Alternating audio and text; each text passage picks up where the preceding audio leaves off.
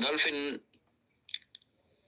okay, maybe people are complaining that they have mic issues. Maybe they're interfering with the internet. Check your internet, check your speakers, everything. Dr. Morgan, then Ronyo, then George, in that order, then Farah. Abdi, back to you after after that team. George, go ahead. Oh, Dolphin, you're here. Here, can you confirm if you're hearing me? I can hear you, but Dolphin, I've seen your mic. Dolphin? Sure. Dolphin, go first. Hello, good evening, everyone. Good evening. Hey, I actually don't have much to say because a lot of stuff has been said. I'm just here to encourage everyone that for those who will go out tomorrow, let's meet in town. I'll be in town tomorrow. I'm actually in Nairobi. And let's come out because this is time. If we keep on saying tutafanya, that's the reason why Ruto keeps on doing this shitty stuff. So I call upon everyone who is able to come out. For those who remain at home, those who are in our country, kindly help us to push for this campaign in social media. The hashtag of Ruto must go. What when you go home? Ruto must go on social media everywhere so that wale wenye wako kwa ground, sisi tunaenda kuperform. That's all I have for today, and I wish you well tomorrow. To meet Tao kesho. Asante sana, Dolphin. Thank you so much. And that's the spirit. Dr. Morgan, go ahead. Thank you, here, Ali. Could you be hearing me very well? Yes, sir. Okay, I'm Dr. Morgan from Uganda. My brothers from Kenya, it is very sad to see how quickly Kenya is descending from being regarded as a beacon of hope for our troubled East Africa. You know, for us in Uganda, we were looking up to Kenya to now being known as an abduction home for young people. Because of the government, you people, the people of Kenya woke up in the morning and gave the mandate to protect them. Guess what? You can't abduct me and again protect me. That is why for us in Uganda, we are doing whatever we can with the low civic education to oppose Museveni. We sympathize with you, the people of Kenya. Like President Bobi Wine, who we believe in, warned you that any sign of Musevenism should be resisted on the go. And to the young people of Kenya, you have an opportunity to save Kenya from becoming Uganda. You have the opportunity. Nobody is going to come to save you. Nobody is going to come to stop Ruto from making Kenya Uganda. If you want to give an example of a state that has failed in Africa or in East Africa, then particularly it is Uganda. So don't allow. In Uganda, abductions have been normalized. They no longer make news. You know, the president, charges currently over 20 people have been charged because of, disturbing the peace of the president. A young man goes to TikTok and makes a video talking about Museveni, and the next day he's in prison, sent to prison for 4 years. Don't allow that to happen to Kenya. We are looking up to you. You are our hope. For us, cases like treason have been normalized. We have had over 36 opposition members that have been in prison for 4 years. They have not been charged. And nobody in Uganda has spoke up. The only time we tried to speak up, it is because you people of Kenya inspired us to continue to inspire not only us Ugandans, but many people from Africa. What are you doing? You're doing it to shake dictatorship in Africa. You're not just doing it to shake dictatorship in Kenya. So when you're going out there to defend your constitution, to defend your country, just know you're not defending Kenya. You're defending Africa. You're inspiring Ugandans to do something. You must defend your constitution before it is too weak to defend you. If you don't approach repression when it is just at its instance of seeding, it becomes much more harder when it grows. My brothers and my sisters from Kenya, do this because nobody is going to come and do it for you. And tomorrow, as you go out to protest, make sure you go out with somebody. We back home in Uganda, we are rooting for you. We are rooting for you. We know what we are fighting. We don't want to see it come to Kenya. It is very saddening that in Kenya, they're not only abducting Kenyans only. Very recently, you read in the news how Dr. Chizabi Usije was, abducted from Kenya by Ugandans. Now imagine if Uganda has the capability of coming to Kenya and abduct a person that entered Kenya legally. And Kenya makes no statement about it. If somebody has the capacity of coming to Kenya and abduct a person who is in the caliber of Dr. Kiza or Besite, then the question is how many people that are being abducted in Kenya and nobody knows them. Nobody's out there to shine a light on their plight. Kenya, my mom comes from Kenya. We always considered Kenya as a safe haven or haven for us as Ugandans. Whenever you would be on the run, Museveni and his governments are looking for you, Kenya would be the easiest option. Kenya is home to Africa, is home to Uganda. We are glad to see you go out to protect it. The right to safety, the right to life is non-negotiable. Ruto does not have authority to life. We want to say we are behind you. We want to say we applaud you for everything you're doing. And you're inspiring us. Thank you so very much. Thank you. Thank you so much, Dr. Morgan, for your submission. We really appreciate that. And you said that mom is coming from Kenya. We really welcome you home. And we're here to make Kenya great. Thank you so much. Yes. KOT, I see you. Welcome on board. Who was coming in? I saw Ronyo, George. Yes, Ronyo, then George. George, I'm sorry about that. Thank you so much, Hillary, Demta Abdi, and Dr. Miguna, all my fellow comrades. Thank you so much. I hope you can hear me clearly. Can you hear me? Yes, very well, bro. Thank you so much. I appreciate a lot.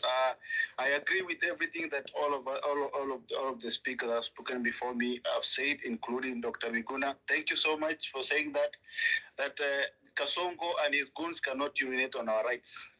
No, if they are saying that we should respect them, I want to remind those who are saying that we should respect leaders. Their other title that they are forgotten is that they are employees, and they are our own employees. We are the one who are paying their taxes. We are the one who are paying their good, the luxury life that they are living. So they should not be speaking about respect. Respect is earned. You cannot be respected when you are abducting us, when you are killing us. And another thing that Kasongo has forgotten, he said this. They said in their manifesto, which is upside down, that this government is for Mboga, it's for Mkokoteni, it's for Boda Boda, and what they have come to do is they have come to rape the economy. They are destroying the lives. They are destroying the moral fabric of our country, and they cannot be telling us that they will not listen to us when we are telling them to behave. They should not be asking us to behave because we are learning these bad behaviors from them. So when they are going to churches, and actually I should ask people to stop going to churches because these people are giving them platform to continue terrorizing Kenyans. People who are abducting Kenyans, and they are being given platform to speak in the pulpit. That is evil. These people are evil. They are abducting Kenyans. They are abducting kids.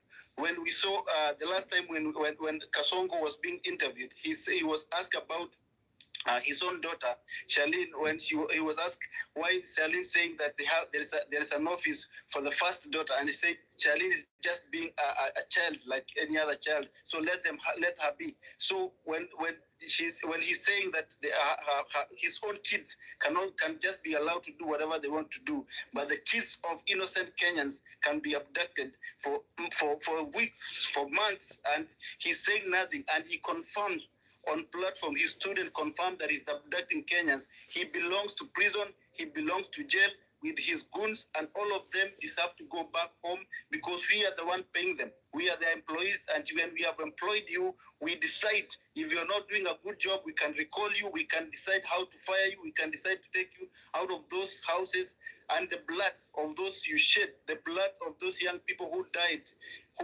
in front of parliament, That blood will eat all of you. Idiots. Thank you so much and God bless you. Thank you so much, Ronyo, for that. Yes, George, go ahead. Thank you so much, Ronyo. Thank you so much, Hillary. And thank you, Redemptor. Thank you, Abdi. To the General, thank you so much. When we hear your voice, vibrate from Canada, and it shakes, it puts the waves into the oceans and lands into our beautiful country, Kenya, the government shakes.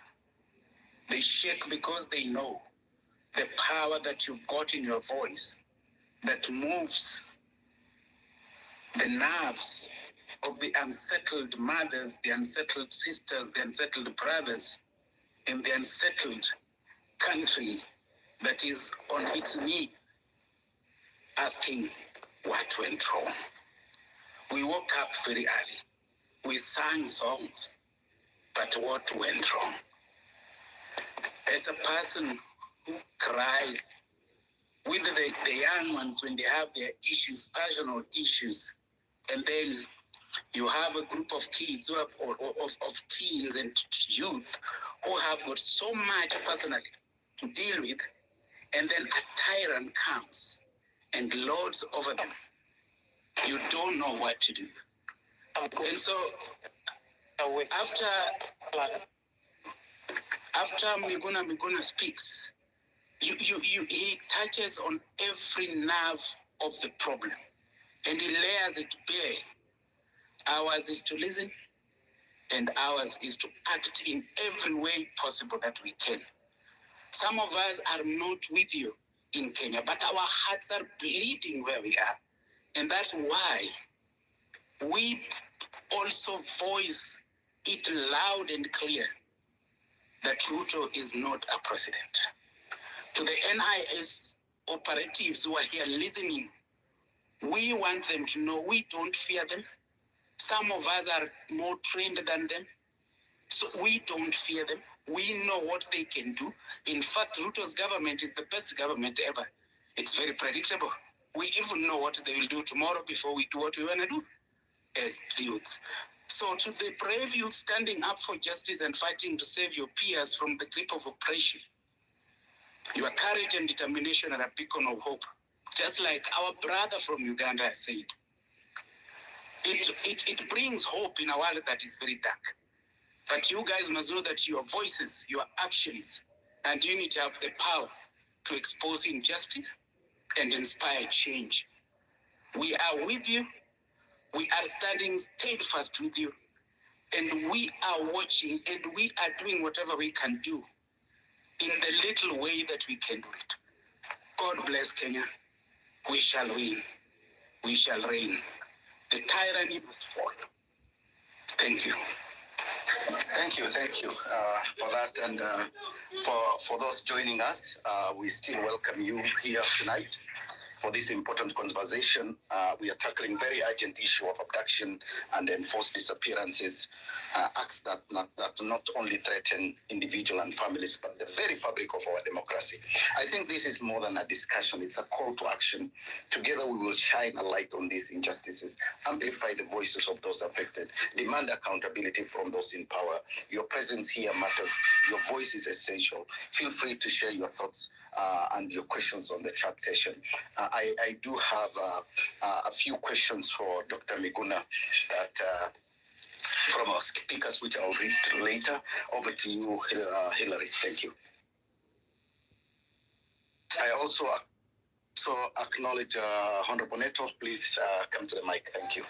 Yeah, Honorable Neto, thank you so much for joining, and everybody else. KOT, I see you, but let me give Farah, you want to say something? Then I welcome KOT in that order.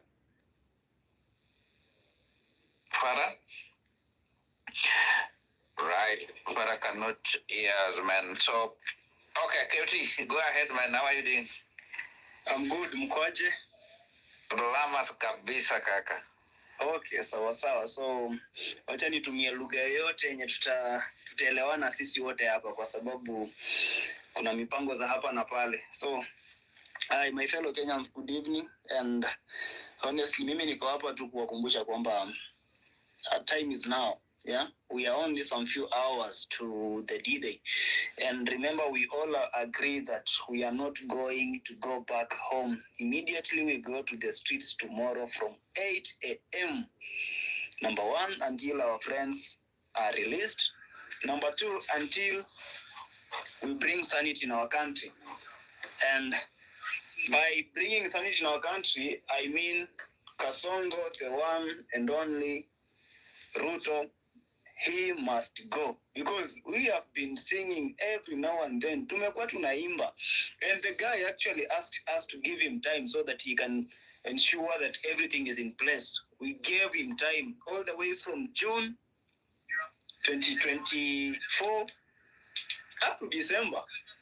Unfortunately, kila kitu imekuwa ikifanyika. In fact, we are even at a very worst state, more than where we are in June. So at this time, I don't think there is any negotiation, there is any sympathy, no, nothing. The only thing we want is to ensure that we are having a good government in place, because we cannot be living in a democratic country with dictators, with a dictatorial regime.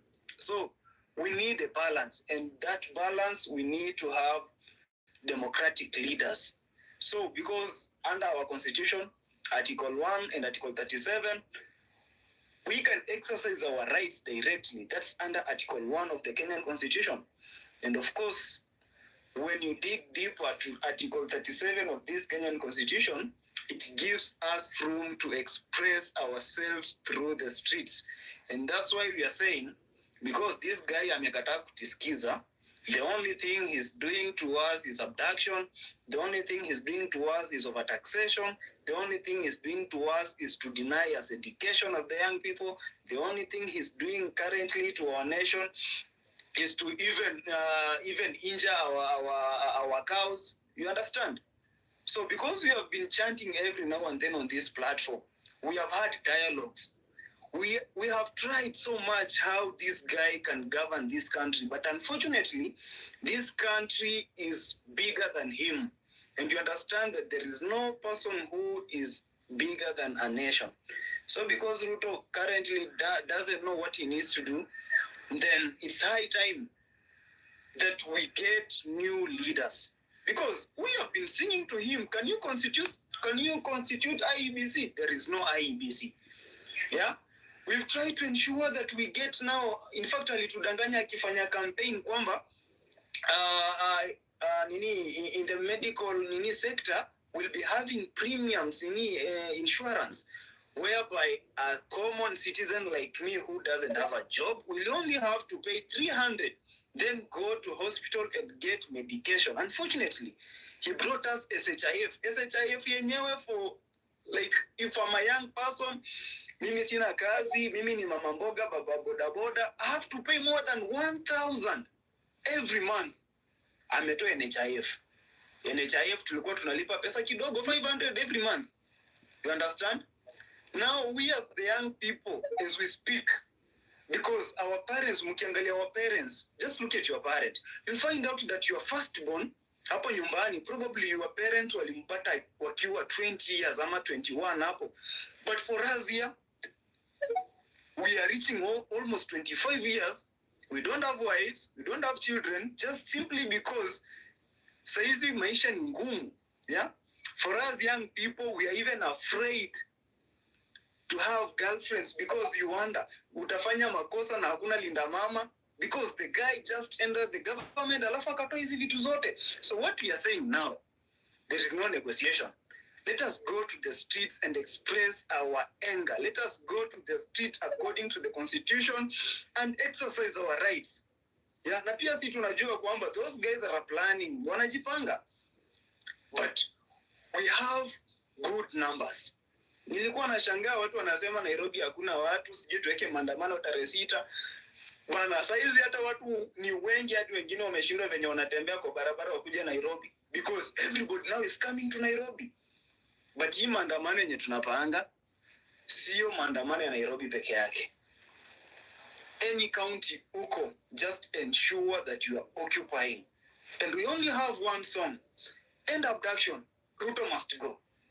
Wale mko diaspora, we also request you, akina Daktari Miguna, I can see you are here. Occupy those sijui zinaitwa aje zile offices zenye zina represent hapo kwa ambassador.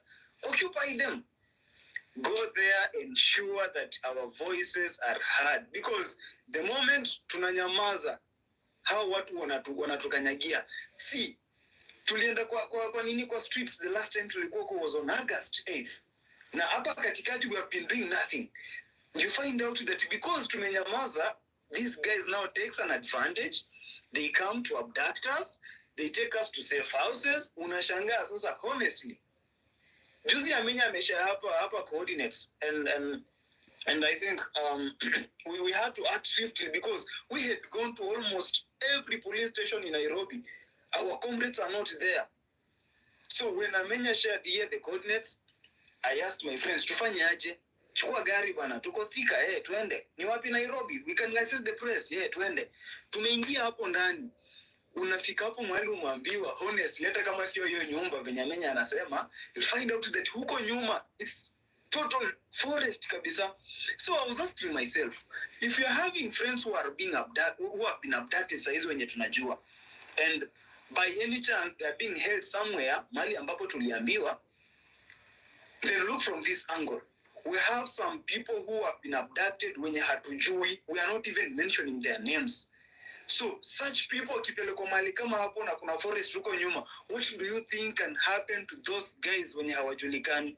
They can easily murder them. They can easily kill them.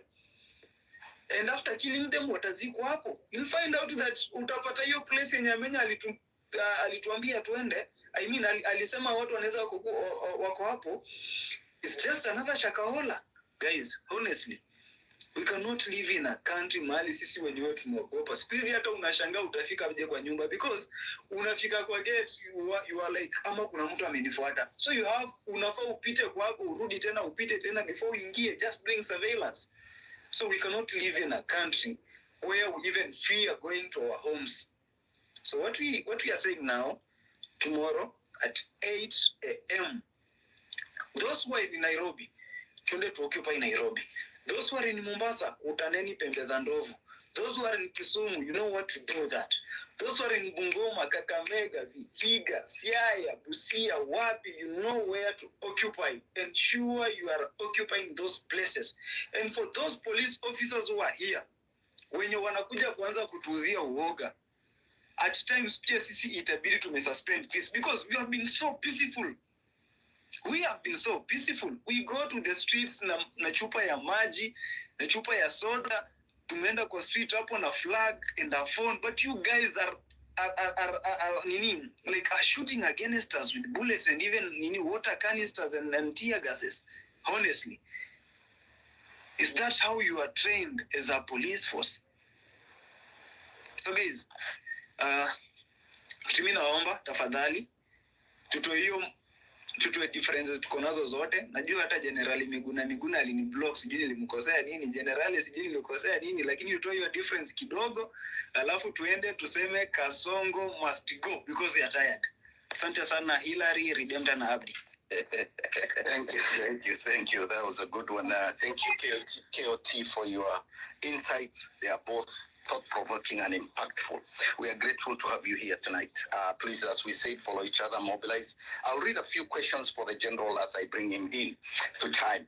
The first question I will read from our readers from the chat is, given the rampant cases of abduction and extrajudicial actions in Kenya, what immediate legal and institutional reforms should be prioritized to ensure accountability and prevent state agencies from abusing their power? How can we ensure that complicit state actors face tangible consequences under the law? The second question is coming from John. How effective is the current witness protection framework in Kenya in safeguarding individuals who come forward with evidence of abduction and human rights abuses? What legal policy measures are needed to strengthen system, restore public confidence in its ability to protect whistleblower victims? Then our final question was, with the media often caught between exposing atrocities and protecting victims and their families, what steps can be taken to ensure a responsible and secure environment for investigative journalism in Kenya. Thank you. Over to you, General Miguna. Thank you, Abdi. You read them so fast. I'll try my best.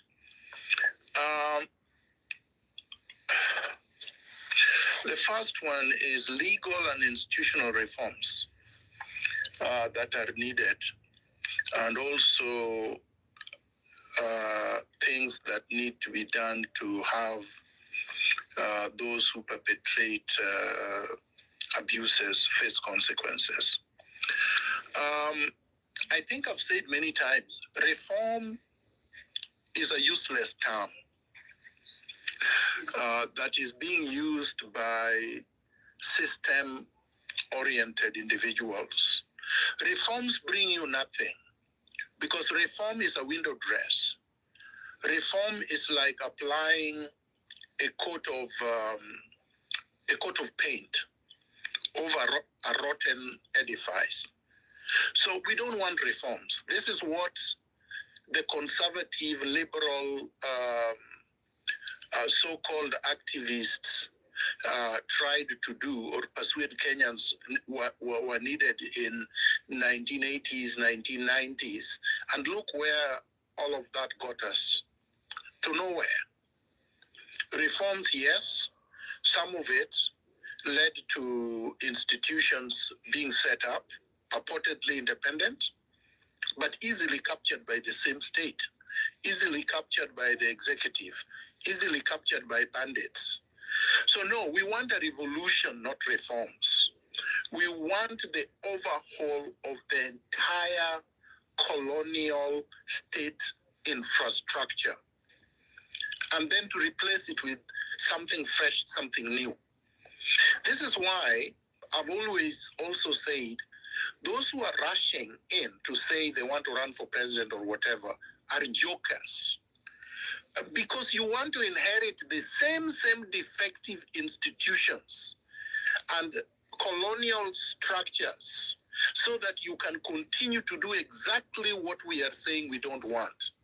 What we want after the overhaul is for a constituent assembly or something similar to that, where Kenyans discuss and agree on what to do with these structures and institutions so that we have pro-people institutions and structures, and then we will have fresh elections. Then we can set up the IBC. If we do set up the IBC now, before the overhaul happens, then you will have worse than Chebukati. You will have Ruto impose Raila Odinga's brother Oburu or somebody else to be the head of the IBC. And then what are you going to do? Because you demanded it. And with that, I go to the second question. The witness protection program in Kenya is a joke. Remember that all the witnesses that were supposed to testify against Ruto and Uhuru and the ICC indictees were all killed. So, and then the person who was supposed to be responsible for that program, Hassan Omar, was made a senator of Mombasa and now nominated member of the East African Assembly and Secretary General of the regime that is abducting. So you can see the rewards. Then you can see the IBC CEO, Chiloba, has been promoted as a diplomat in the US. And you see, so you can tell that the witness protection program, which is under the state law office, is a joke, okay?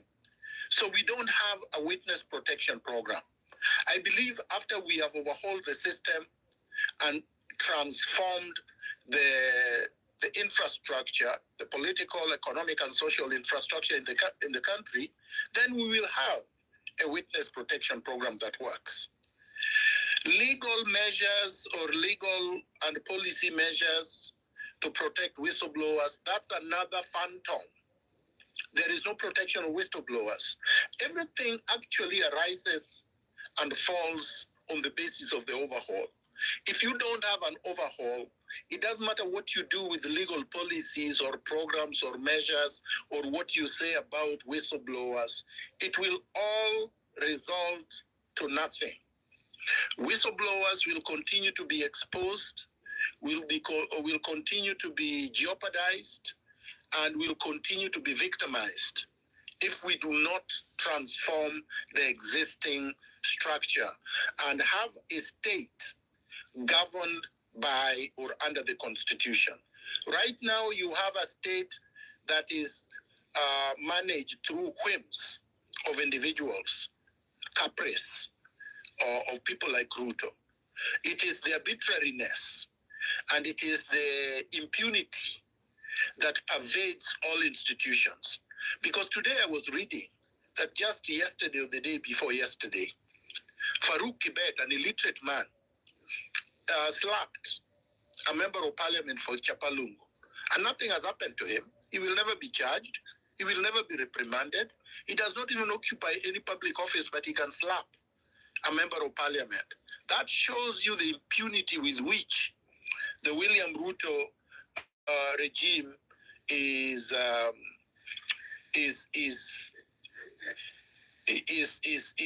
abusing power. And that also answers the second question, the last question. So I think the questions actually rise or fall on the basis of what we do about the existing state. Anybody who talks about reforms, like those Ruto men talking about reforming the judiciary, are jokers. We don't want reforms. Reforms means changing hyenas or tailoring different uniforms for them, but the forest remains the same. And we can't continue that way. I wanted to say lastly that it shouldn't matter whether Ruto releases all the abductees tomorrow, and we wouldn't even be able to know all of them have been released, even if he claims that he has done so. The demonstrations and mass protests should continue regardless of what he does. I know he may decide to do something tonight or even in the morning tomorrow in order to put people off balance, to make it look like he has crumbled under pressure, to make it look like he is now a person who complies with public demand. We should disregard anything William Ruto does. He can release all of them. He may release a few of them. He may release nobody, but it doesn't matter what William Ruto does. William Ruto has to go out of power so that he's punished in accordance with the law to the full extent of the law. And then the people have the power to reconstitute their state so that we have a fully robust democratic state governed by people with integrity who are fully and freely chosen by the people in order to provide services for them. Thank you very much. Thank you, Dr. Thank you again for your powerful insight. I think your contributions highlight a very critical truth we need to confront. I think indeed the capture of reforms by state actors show the urgent need for a revolution and an overhaul of colonial infrastructure that no longer serve the people, as you say. I think you have rightly pointed out that the lack of pro-people institutions and the structures, this is a fundamental failure we can't ignore. As you said, in the absence of real witness protection makes the promise of justice feel like a cruel joke for those seeking accountability. I think this is a wake-up call for all of us. If we truly want a change, we must demand a system that prioritizes people, protect the vulnerable, build institutions to reflect justice, equity, and accountability. Thank you for framing this so powerfully. Over to you, Hillary. Thank you so much, Abdi, for that, and Daktari. Yes, Farah, go ahead. Then Abdi, you can, and Redemptor, you can give people mic again. Farah, go ahead. Can you hear me? Yes. All right, you have 2 minutes, bro. Thank you, no problem. I want want to put things into perspective, because a lot of us seem to be confused. The truth is, we need to understand what a country and what a state means, and what it is supposed to be made up of. It's not supposed to be made about characters and individuals. Si mambo kuhusu Raila ama Ruto, that's not how you build a state. A state is built it's basically a social contract between people.